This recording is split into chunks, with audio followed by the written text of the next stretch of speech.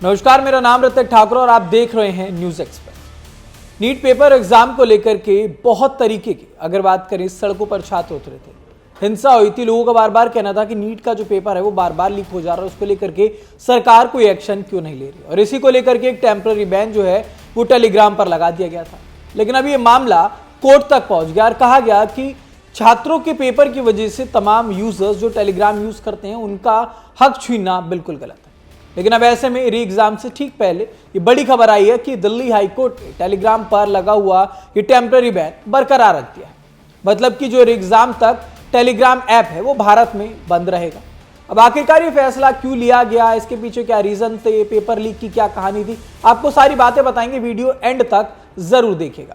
देखिए, सबसे पहले वो सीन समझते हैं कि जो नीट को लेकर के परेशानियां आई थी, नीट को लेकर के पेपर को लेकर के सवाल उठ रहे थे कि आखिरकार जो ये टेलीग्राम ऐप है इसके जरिए पेपर को लीक किया गया है। 3 मई 2026 नीट यूजी का एग्जाम हुआ, लेकिन पेपर लीक होने के आरोप लग गए। एनटीए ने एग्जाम पूरी तरह रद्द कर दिया और नया री एग्जाम 21 जून 2026 को करवाने का फैसला किया। अब री एग्जाम से पहले सरकार ने 16 जून से टेलीग्राम पर टेम्पररी बैन लगा दिया गया था।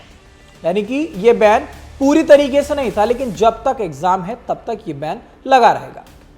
तो 22 जून 2026 तक ये बैन रहना है, यानी कि एग्जाम के दिन और उसके तुरंत बाद तक। 19 जून 2026 को दिल्ली हाईकोर्ट ने टेलीग्राम की याचिका खारिज की और सरकार के फैसले को पूरी तरह से सही ठहरा दिया। जस्टिस तेजस कारिया ने कहा कि सरकार का कदम जरूरी है और बेहद सही भी है। अब ऐसे में लेकिन सबसे बड़ा सवाल ये है कि आखिरकार ये बैन किया क्यों गया है। सरकार और एनटीए का ये कहना है कि टेलीग्राम पर कई चैनल्स नीट का लीक्ड पेपर बेच रहे थे। चीटिंग नेटवर्क्स बहुत ज्यादा सक्रिय थे। टेलीग्राम के कुछ खास फीचर्स हैं जिनकी वजह से ये सब रोकना बहुत ज्यादा मुश्किल हो रहा था और इसी वजह से एक्शन लिया जा रहा है। मैसेज एडिटिंग फीचर, पुराना मैसेज एडिट करके बैकडेट पर दिया जाता था जैसे कि पुराना पेपर हो। सीक्रेट चैनल्स और प्राइवेसी सेटिंग, अकाउंट डिलीट करते ही सारा डेटा हमेशा के लिए गायब। आसानी से नए चैनल बनाना और लिंक शेयर करना। तो वैसे में जब ये पूरा मामला था तो इस पर सरकार ने कहा कि टेलीग्राम एक तरीके का नया डार्क वेब की तरह इस्तेमाल किया जा रहा है। एग्जाम में जो ईमानदारी के साथ लोगों को पेपर देना चाहिए, जो क्वेश्चन पेपर्स हैं उनको लीक नहीं होना चाहिए, और इसी वजह से इस ईमानदारी को बचाने के लिए ये टेम्पररी बैन लगाया गया। अब सॉलिसिटर जनरल तुषार मेहता ने कोर्ट में तमाम बातें कही, लेकिन उनमें सबसे महत्वपूर्ण बातें जो उन्होंने कही वो थी टेलीग्राम को प्राइवेसी रूल्स की वजह से उस पर गलत कंटेंट को रोकना बहुत मुश्किल है। तो टेलीग्राम कंपनी ने अब इस बैन को लेकर के दिल्ली हाई कोर्ट में चैलेंज किया। कंपनी ने तर्क दिया था, हमने 900 से ज्यादा इलीगल लिंक्स और चैनल खुद हटा दिए।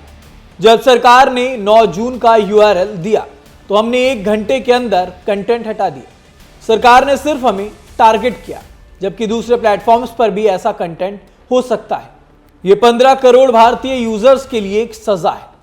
तो टेलीग्राम के वकील ने यह कहा कि नीट पेपर लीक से देश की संप्रभुता कैसे प्रभावित होती है, लेकिन कोर्ट ने सरकार के पक्ष को मजबूत माना और उसके बाद कोर्ट ने कहा कि सरकार के उपाय कम से कम पाबंदी वाले हैं, ये जरूरत से ज्यादा सख्त नहीं है। तो वैसे में ये बैन 22 जून तक रहने वाला है। री एग्जाम 21 जून को होगा और उसके बाद होपफुली ये माना जा रहा है कि ये जो बैन है ये हट जाएगा। दोस्तों, नीट बहुत बड़ा एग्जाम होता है और इसमें जिस तरीके का बवाल हुआ था वो हम सभी ने देखा। पिछले सालों में भी ऐसी घटनाएं हुई हैं। सरकार अब सख्त रवैये दिखा रही है। टेलीग्राम में कहता है कि वो कॉपरेट कर रहा था, लेकिन सरकार को लगता है कि ऐप की जो प्राइवेसी फीचर्स है, जो सबसे बड़ी समस्याएं हैं, वो इसके ये फीचर्स ही हैं जिसकी वजह से तमाम दिक्कतें परेशानियां आती हैं। अब ऐसे में ये फैसला सही है गलत, ये हम आपसे ही पूछना चाहेंगे। कमेंट बॉक्स में इसका जवाब जरूर दीजिएगा। देश दुनिया से जुड़ी तमाम खबरों के लिए देखते रहिए न्यूज एक्सप्रेस।